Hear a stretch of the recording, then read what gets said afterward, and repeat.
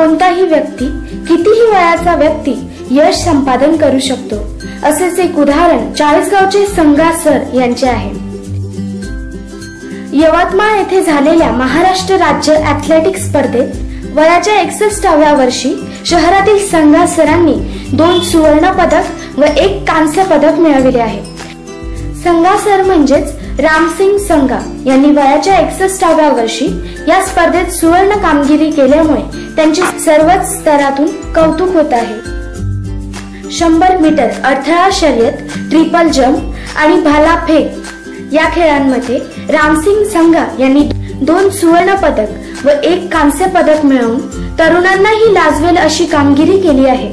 इतकेच नाही तर 61व्या वर्षांच्या रामसिंग संगा यांची all India master athletics championship साठी देखील निवड करण्यात आली आहे।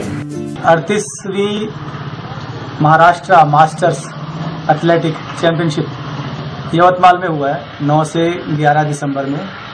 उसमें मैंने 100 मीटर हर्डल्स के अंदर गोल्ड मेडल लिया है, ट्रिपल जंप में गोल्ड मेडल लिया है और जेवलिन थ्रो में ब्रॉन्ज मेडल लिया है। और मुझे खुशी है कि मैं 60 प्लस में, अभी मेरी एज 61 है, उसमें मैंने 2 गोल्ड मेडल और 1 ब्रॉन्ज मेडल लिया है।